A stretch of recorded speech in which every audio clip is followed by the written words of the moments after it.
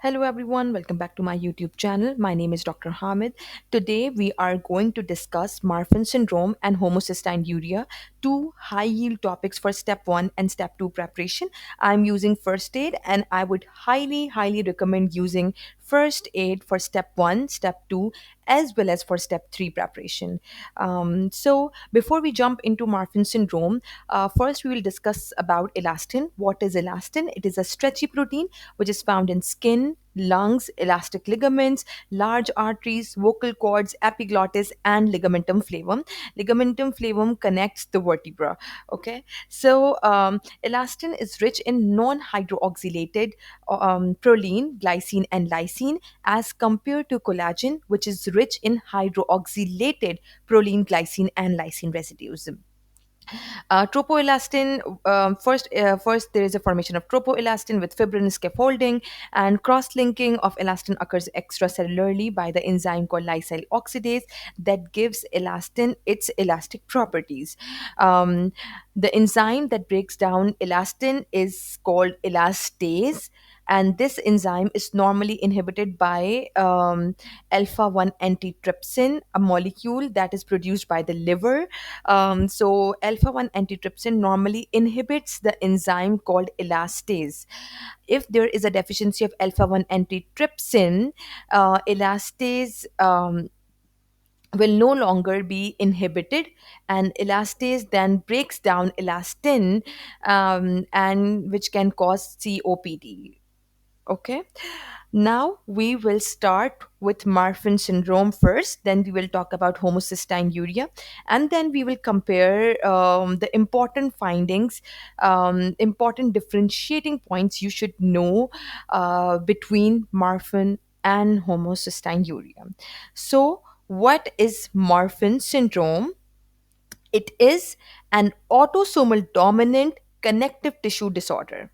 Okay, an autosomal dominant connective tissue disorder with variable expression. It involves three major systems. The first is skeleton, second is heart, and the third is eyes. Okay, so autosomal dominant disorder autosomal dominant connective tissue disorder with variable in expression involving heart, skeleton, and eyes. Okay, now let's talk about the genetics and pathophysiology.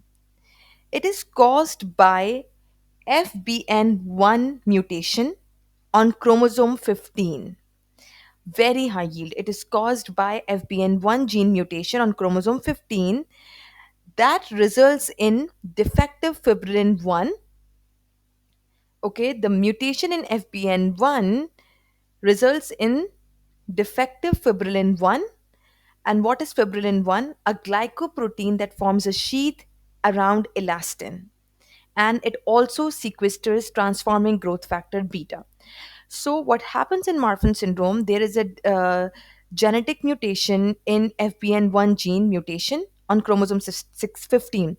So, there is a gene called FBN1 gene, which is present on chromosome 15 normally. So, what happens in Marfan syndrome? There is a defect in that gene that leads to defective production of FBN1. That defective fibrillin 1 can no longer function properly. So because normally what happens is fibrillin 1 is a glycoprotein, is a protein that forms a sheath around elastin, and it also sequesters transforming growth factor beta. When there is a defect in FBN1 gene, that results in the production of defective fibrillin 1, and that fibrillin 1 cannot properly forms a sheath around elastin, and it can no longer sequesters transforming growth factor beta. Okay, normally fibrillin 1 provides skeletal structural support, and it sequesters transforming growth factor beta. When there is a defective fibrillin 1, it increases the activity of transforming growth factor beta can no longer be sequestered, so it increases the activity of transforming growth factor beta, and that leads to weakened connective tissue formation. Especially it affects the aorta. Okay, the biggest artery, aorta. It affects aorta. Okay, so this is the pathophysiology, and genetics is there is a defect in FBN1 gene on chromosome 15. Now let's talk about the clinical features or the clinical findings. The first is it affects skeleton system. It affects skeletal system. So what are the skeletal findings we find in patients with Marfan syndrome? The first is tall stature with long extremities. Okay, tall build with long extremities. Second is arachnodactyly. What is mean by arachnodactyly? Is a long tapering fingers and toes. So the stature will be long as well as long extremities will be long, and then long tapering fingers and toes. Third finding is the pectus deformities. What are pectus deformities? These are chest wall deformities that includes pectus carinatum and pectus excavatum. Pectus carinatum means pigeon chest, outward protruding chest. Pectus excavatum means inward protruding. You can look inward going chest. Look at this image A. This is pectus excavatum. This is inward movement of the chest. Okay, pectus X. This is pectus carinatum. One second. Pectus carinatum is the pigeon chest, which is outward. This is pectus excavatum, which is inward. Okay, and then other findings include scoliosis, then high arched palate, and then hypermobile joints. These are the skeletal findings in patients with Marfan syndrome.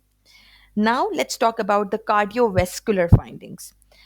And these are most fatal findings in patients with Marfan syndrome. So first is cystic medial necrosis of the aorta. Second is aortic root dilation that leads to aortic aneurysm and aortic dissection. And the third is mitral valve prolapse. So the cardiovascular findings in patients with Marfan syndrome includes these are three findings you should remember. The first is cystic medial necrosis of the aorta. Second is aortic root dilation that lead to aortic aneurysm and aortic dissection. And always remember aortic dissection is the most common cause of death in patients with Marfan syndrome. And third cardiovascular findings is mitral valve prolapse. Now let's talk about the pulmonary findings in patients with Marfan syndrome. The first is increased risk of spontaneous pneumothorax, and because due to formation of apical blebs. The fourth system the fourth is ocular findings, and in ocular findings, always remember lens dislocation. In Marfan syndrome, lens is dislocated outward and upward. Always remember the lens dislocation is upward and outward in Marfan syndrome because later on we'll talk about homocystinuria. And in homocystinuria, lens is dislocated downward and inward. Okay, so in Marfan syndrome, lens is dislocated upward and outward, while in homocystinuria, lens is dislocated downward and inward. So that is vice versa. Skin findings are also common in patients with Marfan syndrome that includes incisional or inguinal hernia and skin striatum. So these are the clinical features you should remember in patients with Marfan syndrome. Before we jump into homocystinuria, I want to share this high yield diagram. Look at this image. This is a Marfanoid habitus. You can see tall stature with long extremities. You can see long tapering fingers and toes.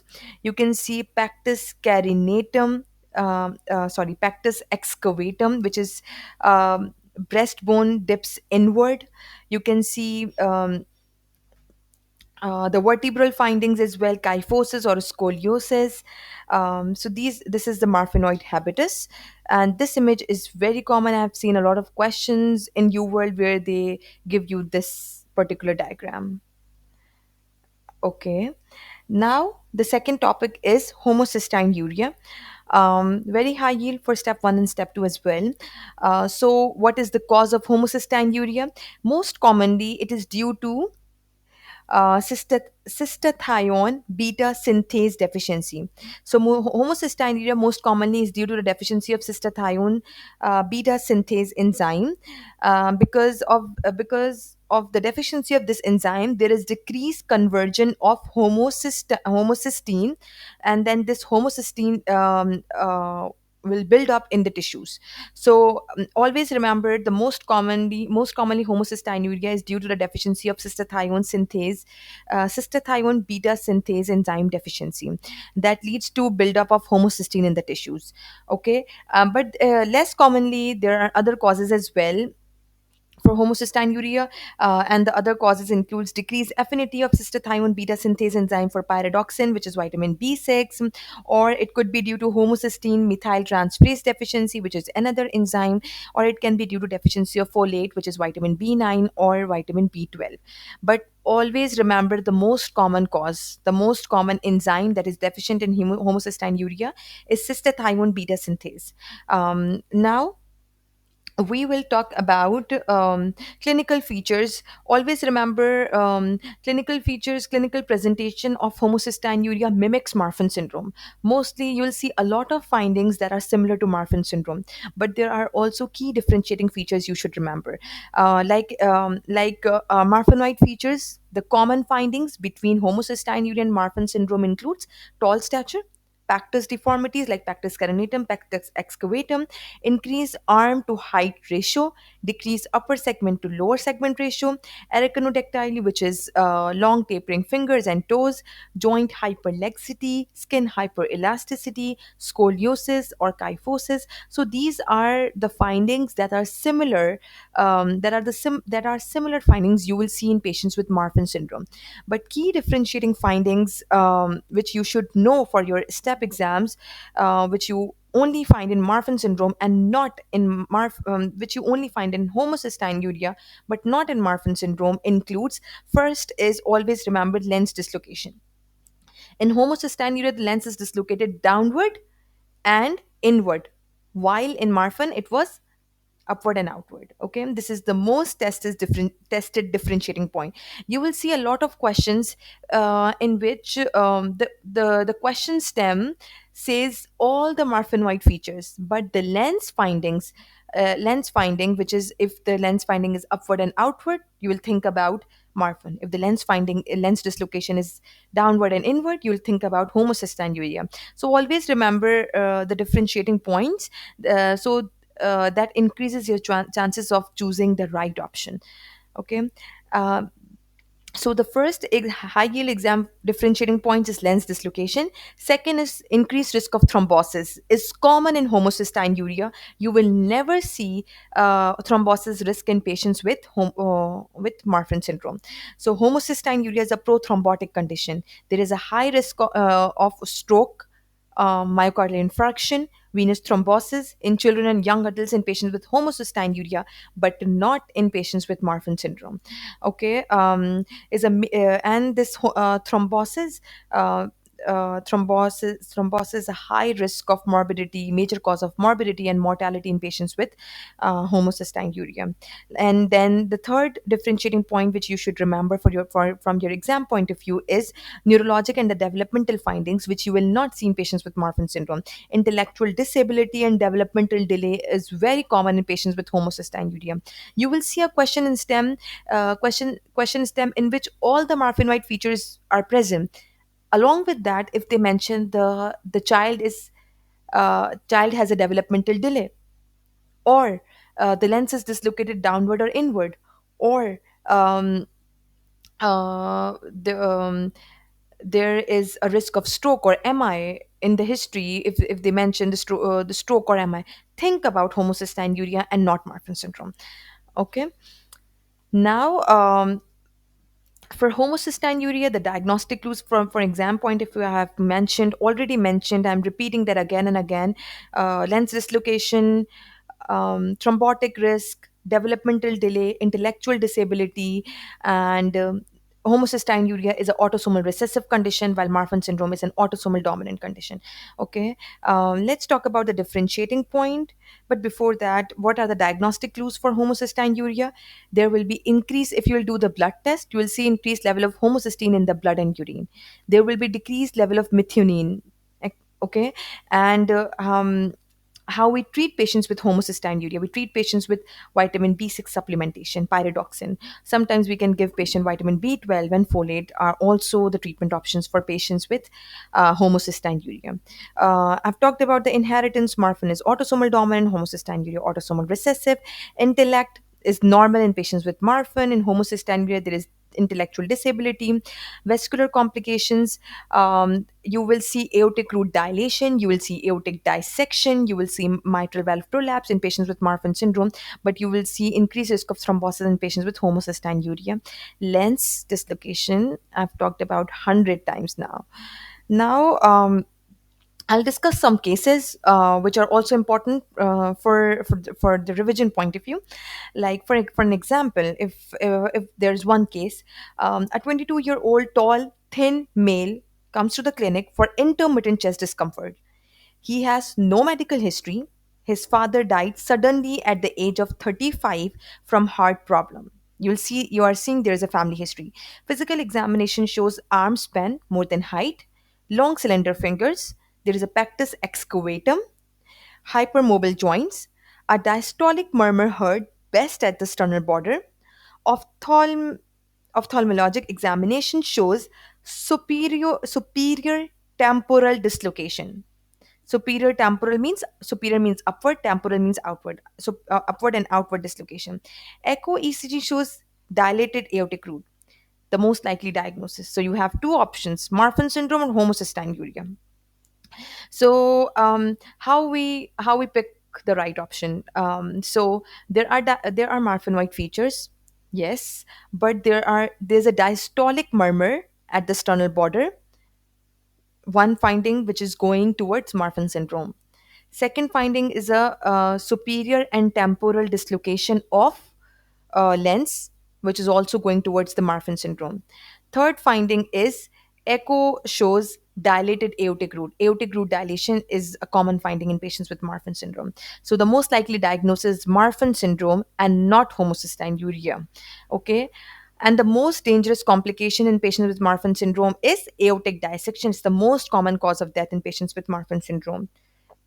I've talked about the gene mutation, FBN1 gene mutation on chromosome 15. Inheritance is autosomal dominant. Now let's discuss second case scenario.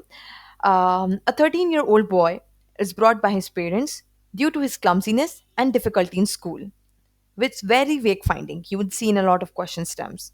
The parents also note that he has vision problems and several episodes of unexplained leg pain.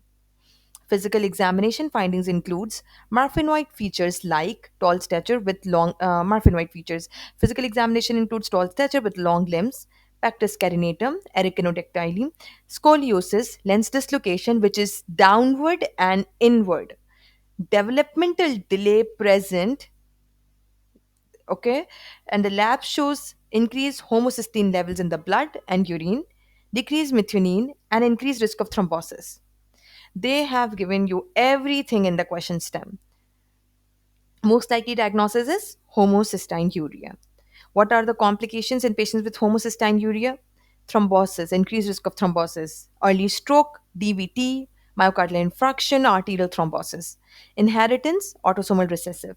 Treatment, I've talked about already, vitamin B6, which is pyridoxine, vitamin B12 plus folate, and we can also we can also such we can also discuss with the patients to decrease to take low methionine diet. Okay, so this is about all about Marfan syndrome and homocystinuria. If you guys have any questions, you can ask me in the comment section. Thank you so much.